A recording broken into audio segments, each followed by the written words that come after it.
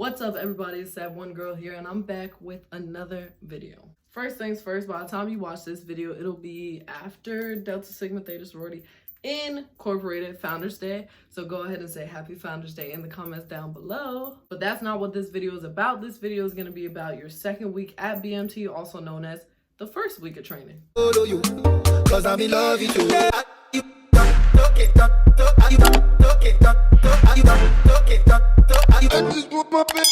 If you haven't already liked this video, go ahead and do that. If you haven't subscribed to my channel, go ahead and do that. I don't understand why you wouldn't, and click the bell so you can turn your post notifications on and be notified every single time that I post a new video. There are actually two things that I left out from 0 week of training. The first thing is that you do get your first round of vaccinations there, but it's not the peanut butter shot. We're going to talk about that today. And then the second thing is that the boys go get their haircuts. Yes, females, you get to, do what you do, make your hair fit into the standards, which we'll talk about later as well. But the guys, sorry, you're going to go get the little buzz cut. It's not cute. It's not cute. The first week of training is when you're going to actually start classroom instruction. Now, you're going to have to walk into the classroom a certain way, and whatever MTI is teaching you has their own way of kind of running the classroom. But one thing that I do specifically remember from one MTI was that the guide on bearer, has to go ahead and be the clicker. So there's going to be a screen there for the PowerPoint, and the guide, if you end up being the guide on bearer, you're going to have to sit there, and when they say next slide, click. And don't go too fast because you'll get in trouble. Don't go too slow because you'll get in trouble. But they won't fire you. They're just going to keep yelling at you. The first kind of classroom instruction that I remember is dress and appearance. So I already talked to you about, AFI 36. I think I've talked to you about that in the Air Force no locks video, which I'm going to put that in the iCard. Go ahead and check that out after you watch this video. And this was the 40th time that I've heard somebody say, oh yeah, locks are approved for women in the Air Force now. So, I was upset. Something else that you're going to go over is rank recognition. There's different stuff like captain, first lieutenant, second lieutenant, or I guess us because I graduated. But anyway, airman, airman first class, stuff like that. There are different ranks, and that's what you learn in that class. Something else that you need to be mindful of in classroom instruction is if you're falling asleep or you feel like you might be sleepy, or the person next to you, in front of you, maybe, well, you can't look behind you, but to the other side of you is falling asleep, please go stand in the back. They do not get offended if you just stand up. You don't have to raise your hand and interrupt their class. Just stand up and go to the back, because if you fall asleep, it's not only on you, it's on your whole flight, because then they're like, why weren't you accountable for for the person in your flight? Why did this happen? Why are you sleeping in my class? Well, it's a whole thing. Don't sleep. First of all, that's rude. Why are you sleeping in somebody's class they're teaching? They're taking time out of their day. Second of all, they don't care if you go stand up in the back. They know these days are long. Some days you're going to be up from, I think you have to be there at 3 a.m. So some days you'll be up from 2:30 in the morning until, the bedtime song plays at 9 p.m. No, they know the days are long. So get up, stand in the back. And of course, you're not just lollygagging, standing back there. You're not leaning on the desk in front of you. You're literally standing at ease until you feel blood has circulated enough and you can sit back down in your chair. You do get breaks during classroom instruction, so don't feel like you're going to be in there for 8 hours just listening to somebody talk. They're going to give you breaks. You can stay in the classroom, and during the breaks, you can talk and, mingle, whatever you want to do. Well, not whatever you want to do, but people have done push-ups on the floor to wake them up a little bit, whatever you want. Go to the bathroom. Make sure you take somebody with you. Accountability. I think I talked to y'all about this when I was going through the delayed entry program, my UTA video. You see, I'm just plugging videos in here. Once the break is over, and make sure that everybody is accounted for and in their seats before break is over, because once break is over, the MTI is gonna re-enter the classroom, and everybody's gonna have to, stand to attention. And there's a whole procedure for entering and exiting the classroom, or I guess when the MTI enters and exits the classroom. But you'll learn about that. Also, before we even move on, if you haven't watched the 0 week of training video, go ahead and do that, because this is in order. I'm doing a whole series on basic military training for the Air Force. So you should probably do that. And 0 night of training. I did a video on that too. Also gonna have your med/dental appointment in the first week of training. So you're gonna go ahead and, it's just a regular appointment. Like, it's not gonna be like MEPS though, because that was a whole different thing. This is in an orderly fashion, and there's not yelling and all that stuff. It's really like going to see somebody. I think you get your eye exam too. No, you do get your eye exam too. And I think I told you all before, don't go with contacts. They're gonna issue all glasses. They're gonna issue you all glasses. And everybody's gonna have the same lenses. It's not gonna be some fancy thing. They're just like these plain black. I'll show you. These are the glasses. They're just plain black lenses, nothing special about them. And everybody's gonna have the same ones, so you're all uniform, like with everything else. Dental part, you do like that x-ray thing that you're used to doing at your regular dentist, so they're gonna have the little jacket and you're gonna have to step up to the thing and bite on it. I always think that's so weird and it's gross. I know they have the plastic, but why can't we do it a different way? Side note, I definitely forgot to mention this. During our first week, at least my flight, during our first week of training, that was when our like primary MTIs came. So at least the guy, I think I have it written down, but I'll have to double check when our like official head honcho MTI came in. She was incredible. I loved her. Okay, I'm gonna go into the evenings because I'm not really sure this video is gonna be in order, but this is just as things come up, I'm remembering and trying to get you as much information as possible. In the evening time, you have what they call details. I think I mentioned this in the 0 week of training video. The train crew, weapons monitors. I think I already told you all about chow runners, but that they don't really do anything during that time. There's a whole thing, there's a whole list. And like I said, if y'all want a video about the details, then let me know down in the comments below. If you are selected as God on Bear and you remain God on Bear, during details, you will go downstairs and practice.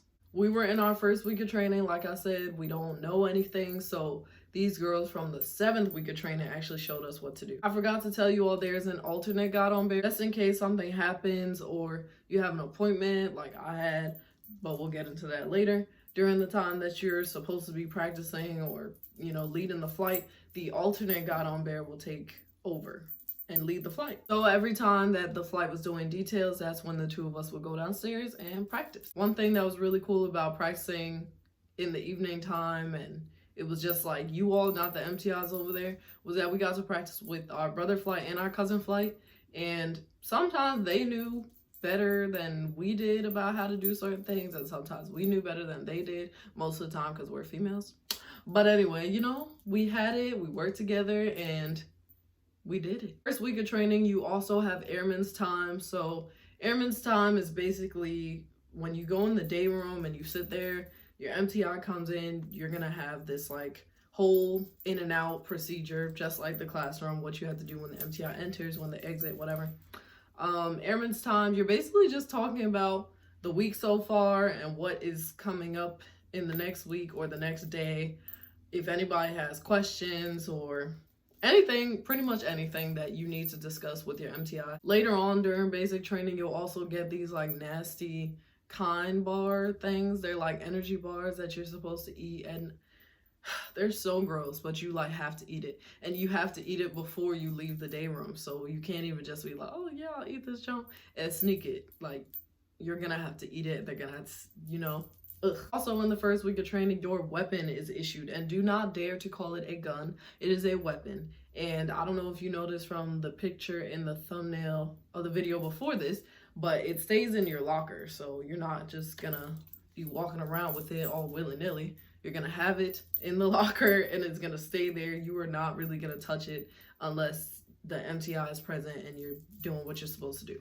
Okay, something that I know that you've probably had questions about is the peanut butter shot. Yes, first week of training is the week that you're gonna get the peanut butter shot. It's really not that bad. If you have any questions, please comment below. But it's really not that bad. You're gonna walk in there like you did with your immunizations the first time, but instead of it being like right arm, left arm shots, it's gonna be you get like lean over on this table and they're gonna take a needle and put it in your right cheek and you're done. You're gonna get up and you're gonna walk out. Like, it's really not that bad. I will tell you not to tense up. Like, it hurts less if you relax, and you know where they're gonna put the needle. So just calm down. Just calm down. As much as you can, though, when you're in the dorm for the next 2 days, just walk around.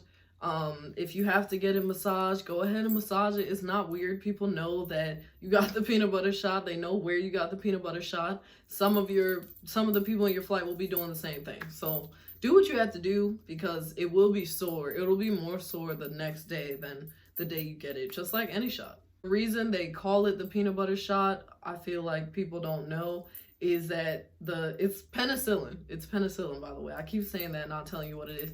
And I think the way they explain it is that it has the consistency of peanut butter, which is why it can get like kind of lumped up in that area where the shot is. So they tell you to massage it so it like smooths out, like smooth peanut butter. One thing that I do want to mention is if you're allergic to penicillin, you don't get that shot. So good for you. In addition to your second round of like shots, you're also going to do a urinalysis test, but that's going to be like later on in the evening time, I think, of that same day or like the next day. I don't remember, but it takes forever. It's like dark outside and you're just standing there in a long line. And if you don't have to pee, it sucks for you, because they're going to make you drink until you have to pee, and then you're going to pee, or then you're going to have to get back in line, and then you're really going to have to pee. And it's like, dang, but you got to sit in the line because they can't allow you to go pee because they need the sample. It's just a mess. But there's like a schedule in the day room. I think I mentioned that before. There's a schedule in the day room. So if you know that your analysis is coming, just make sure to hydrate all day long. Most importantly, well, at least to me, this is the most important part of the first week of training, is this is the first time you are officially doing PT. So when you first start out, they're going to have you do, what is it, like 26 minutes, 30 minutes of running. But because you're new, it's like a couple minutes on, you're jogging, a couple minutes walking, just to get you ready for the like regular 26 to 30 minute run that you do. And that one, you're just consistently running for that whole time. There's no stopping, there's no walking, none of that. And they will yell at you if they see you walking. So run days will be that 26 to 30 minutes. And then you also have strength days. So they're like every other day. Strength days are including but not limited to push-ups, sit-ups, pull-ups. You know, they do different strengthening exercises to get you prepared for your first PT test, which will be that Saturday. Before we even get to that though, on your run days, once you're like completely ready and you're just doing the long 26 to 30 minute run, you will have different belts, different color belts. I think the colors were red, blue, and green.